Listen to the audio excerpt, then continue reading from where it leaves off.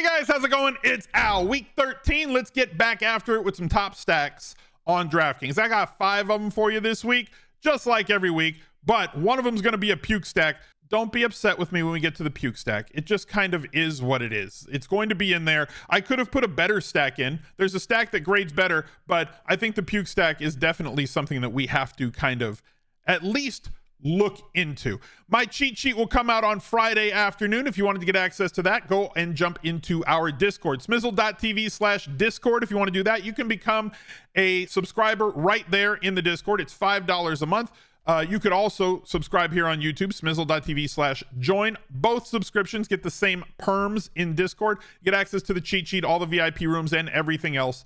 It's just easier for you to not have to link by joining straight in the Discord. So go there, become a member, get access to all the VIP rooms and the cheat sheet for NFL every single Friday. Thank you guys for being here. Drop a like on the video, subscribe to the channel, ring the notifications bell, and let's go.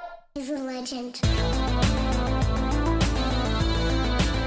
The Smizz Gang Listener League is posted in the lobby. Let's make sure that we fill this. 4,000 runners are going to be in there. 3 max for each person. $10 to join. 10% of the prize pool goes to first place. 10% of first place goes to 10th place.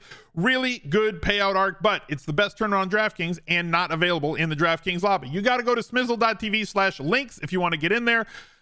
So make sure that you do lock up your 3 lineups. I will shout out the winners on the recap video that comes out every Monday on the Fantasy Football channel. Let's take a look at the slate. Let's go over here to the sportsbook, NFL. Let's see about the games that we got. Miami and the Dolphins, total of 49.5. Dolphins favored by 9.5. Massive team total for them this week. Chargers and the Patriots, 40.5 total. Chargers favored by 5.5.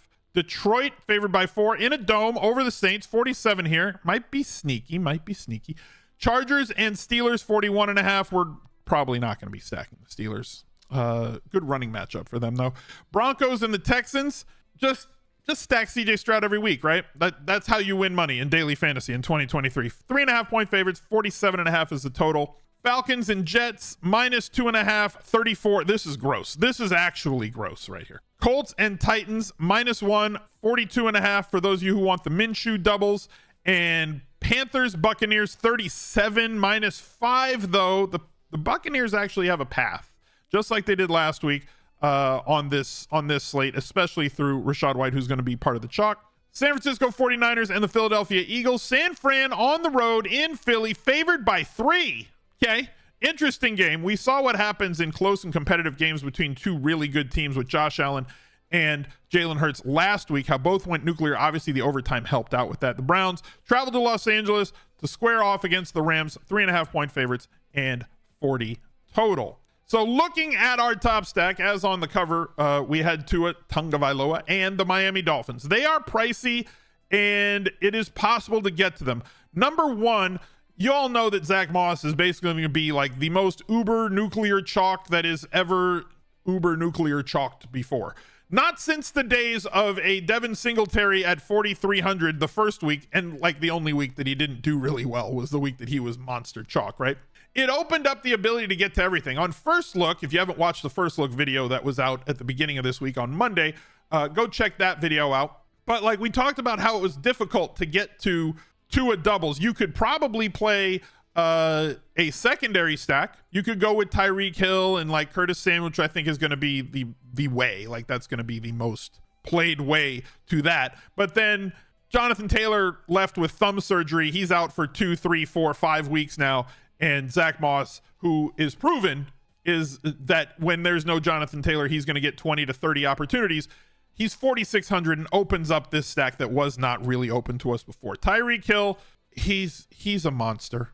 27.5 DraftKings points, on pace for like the best wide receiver season in fantasy in the history of the game. Better than Cooper Kupp's season, better than CJ's season, better than Jerry Rice's season. He just gets schemed into open spots and has over the top ability and the ability to take short routes to find ways to get a $9,600 Tyreek Hill into your lineup. Then it comes down to, do you want to go after Jalen Waddle, who had a really solid game against the Jets last week, now squares off against Washington, who's been bad. He's 7,600. CJ Wilson Jr., no action. Like, this is the problem, right? Is that like Braxton Berrios, no action.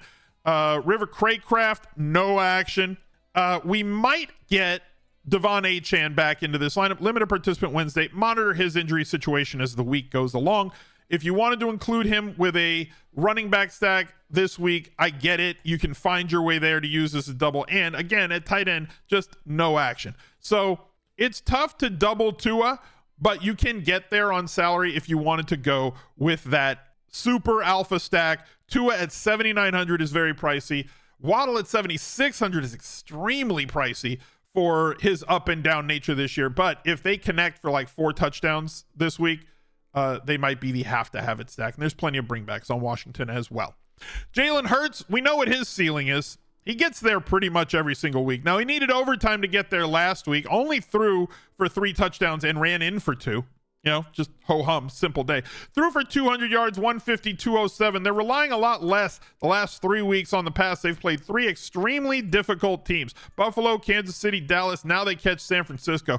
This is like hell month for them, but they're 3-0 to this point, and now underdogs against the San Francisco 49ers. If this game goes over the total, kind of like last week's game went over this game was like a 48 total, and it went for 70 plus points.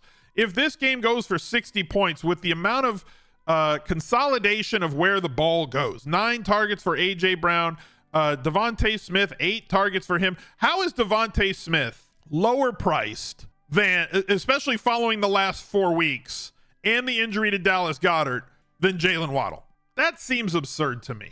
That seems really, really weird. Not going to incorporate the tight end, or sorry, not going to incorporate the running back. Goddard, non-participant Wednesday. We'll see when he's going to get back. As long as he's not on the field, we get that accelerated target usage, that higher floor. The last 2 weeks, 8 targets, as opposed to the yo-yoing 5, 9, 10, 5, 11, all over the place at the beginning of the year when Goddard was there. If you wanted to use any of the other fringe guys, there's not going to be much usage out of them, right? Like guys like Quez Watkins, Olamide Zacchaeus last week caught the 1 pass for a touchdown. It's basically going to flow through these 2 and then take your pick of the 4 skill position players on San Francisco.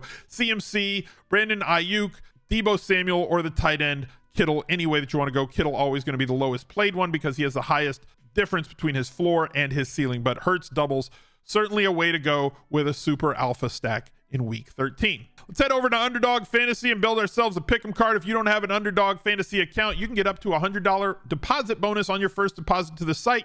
Just use promo code ALSMIZZLE, all one word, ALSMIZZLE. We've got the 2 quarterbacks that I've highlighted so far. Tua over 279.5, so I need 280, and Jalen Hurts over 243. Hasn't gotten close to that in the last couple of weeks. I think he's going to have to throw against San Francisco, as they should not be able to run it as easily as they have the last few weeks against the other opponents that they've played. $100 to win 300. We'll submit this. Hope that I've got the location check working. I do. There's my card for this week. I wish you the best of luck, but make sure you take advantage of the great bonus over on Underdog while it's still there.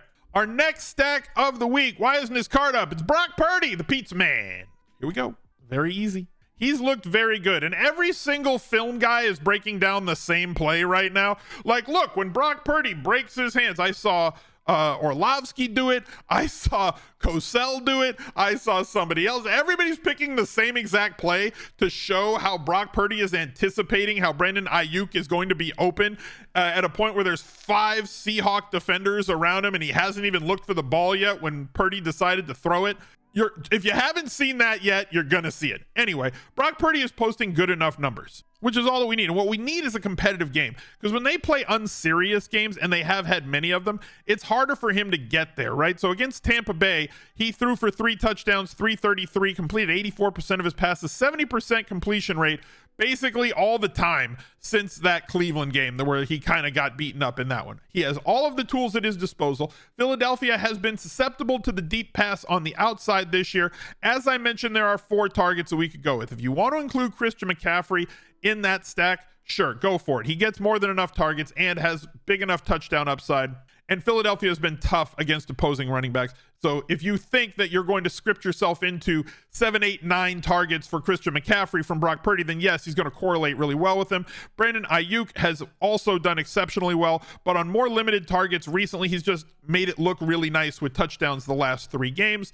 Deebo Samuel is the cheaper option because he has not scored touchdowns in the last 5-6 games, but on volume alone, 22 points, 15.9 points. He is going to be scripted into this game very heavily by San Francisco. Whether they're playing from ahead or behind, he's going to get his carries. He's going to get a lot of targets, as well as being that over-the-top guy against Philly is more susceptible outside than they have been the last 2 years. Slay has given up more down the field than he has in previous years. They lost Bradbury on the other side, and they've just been susceptible, giving up a ton of points to opposing wide receivers, the most in the league. Part of that is that they play from ahead a lot, so teams have to throw.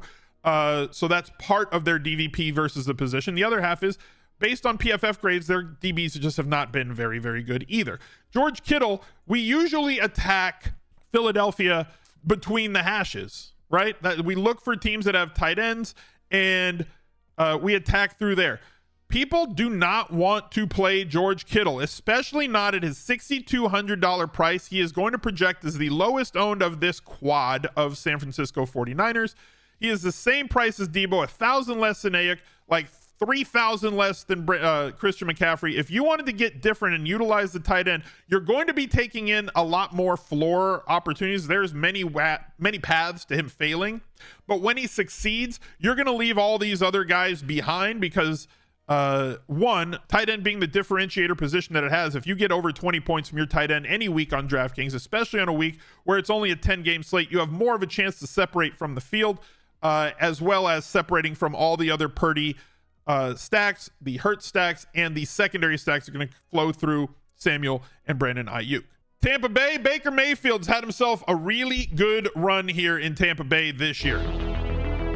Crank and Bob, thank you very much for the 14 months. Appreciate that. He is one of our stacks this week, but not the puke stack. The reason that I'm highlighting him this week, massive week last week for Mike Evans. 7,700 now, 9 touchdowns on the season, 25 points for him. This is another team where you can open up the running back position. There's 2 ways you could play this. You can go with a quarterback, running back, pass catcher stack if you want. Rachaad White has been too cheap basically all year, and he's done nothing but perform. 6,100, 16 points, 6,000, 17.8, 5.8, 5.6. For some reason, DraftKings just doesn't want to price him up, and nobody ever wants to play him. They tell me how he's too expensive basically all the time, and he's done nothing but perform for us all the time. Now he gets the nut matchup against Carolina, and suddenly 25 to 30% of the field is projected to be on Rachaad White. So if you wanted to include him, I would include him in smaller field stuff, right, where you can eat the chalk a little bit in 100-man and down games. But in mass multi-entry, this is not the way that I would go. I would probably leverage off Rachaad White, go with 2 of his pass catchers, whether it's going to be Godwin. Trey Palmer at 3,200 is a very solid release valve. I know he does not have a box score game that really pops out, but he has a solid ADOT. Has not shown it the last 2 games because he hasn't completed them. But he can get deep down the field at 3,200. And if he gets one 30 or 40-yard touchdown, it smashes value, as well as K. Dotton at 3,200. Solid salary relief on a tight end. As we've said, 20 points from a tight end is going to be massive. He will not be anywhere near the chalk this week. So if you wanted to leverage off of the Rachaad White ownership at running back, Baker Mayfield gives you options against a defense that has been absolutely terrible. And the puke stack of the week, don't get mad, okay? Don't get mad. I can tell you're already mad. Okay? Don't get mad. Here's the thing. Right now, we have a situation with DTR where he is in concussion protocol. He did not practice Wednesday. Monitor the practice reports. Past performance is not necessarily indicative of future performance. We know that there's different things that are going on with every single person that struggles with a concussion. However, the NFL this year has not seen a quarterback get concussed and then come back the next week. Call it the Tua Tagovailoa rule if you want. They're just not letting them get back. 4,600 for Joe Flacco, a guy who definitely has thrown the ball over expectation in past years. And there are players that we want to play on the Cleveland Browns. I think that Njoku is definitely in play with the amount of usage that he's gotten the last few weeks. 4,100 for him. He projects to be somewhat chalky. The Rams have plays that we can come back with on the other side. It's not as though Amari Cooper does not have talent. It's not as though Elijah Moore has not seen a solid amount of usage the last 3 weeks with subpar quarterback play, with 23 targets over the last 3 games and is only 3,500. And it's not like there aren't bring back plays on the other side. If you're looking for a reason to play Kyron Williams, if you're looking for a reason to play Cooper Kupp or Puka Nacua or any of them, you could open up a whole lot of value. You could open up a whole lot of salary when you go with something along those lines. Leave yourself 6,100 left to go to have access to as much high dollar alpha stuff as you want with like a 3K defense. That's 27,000 left to spend on 4 players. Yes, it's disgusting. Yes, I understand. I know it's Joe Flacco.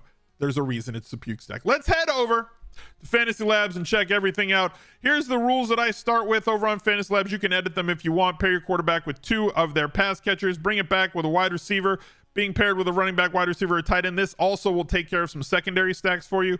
Do not let the running back on the team except for these. You can edit this if you wanted to allow Tampa Bay into this group. It's very easy to just put Tampa Bay up here. If you choose, you put Tampa Bay down in that group so that it allows a running back to be on that stack. Limit to at most 1 player unless they're paired with the QB, so I'm allowing for onslaughts with that. And then this is the rule that allows running backs into the stack for those particular teams, right? So we're going to apply these settings. Make sure that there's at least 1 player that's less than 12%. Let's build 150 lineups and just realize that if you wanted to get a discounted membership over at Fantasy Labs, go to smizzle.tv/labs with an uppercase L. Their all sport package for 6 months is the best value on the site.